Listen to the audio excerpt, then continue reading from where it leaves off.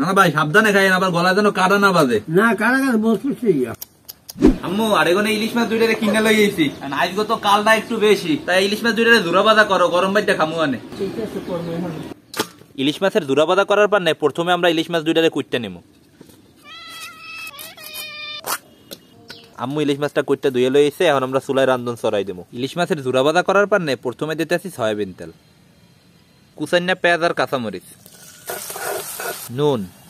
পেঁয়াজটা বাদামি কালার হয়ে গেছে, এখন দেবো হলদির গুঁড়ি, মরিচের গুঁড়ি, পানি। এখন ইলিশ মাছটি মশলার মধ্যে দিয়ে 5 মিনিট ডাইকে থুমো।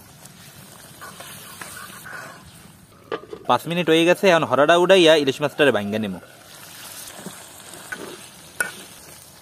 মাগো এই কাটাটি উড়াইয়া বিলুইটারে দেবা আনে। এই বড় কাটাটি উঠে হেলাইছে বাচ্চা রাখছে। এখনই দেখে রান চড়ছে মন চাই এখনই খাইয়া লাই। ইলিশ মাছের দুরাবাদা প্রায় হয়ে গেছে, এখন আমরা লেবু পাতা দিয়ে উড়াই থুমো।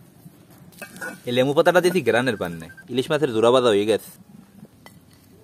না না কালটা তো জম্মের পড়ছে, হেলিকে জোড়াবাদা করছে আপনার লেগে ইলিশ মাছের। ইলিশ মাছের জোড়া তো ভালো, ইলিশ মাছ বড় ইলিশ মাছ হলে বেশি ভালো। ইলিশ মাছ মোটামুটি সাইজ, বড় তো পাইনি। বড় ইলিশ জোড়া করছে আগে মায়, একটু নরম ইলিশ আলিয়া বাজা খাইতে কত ফুর্তি করি। ইলিশ মাছের জোড়া কই গেলে মাছ পাইলি কই? বাজারে কোনে আনছি।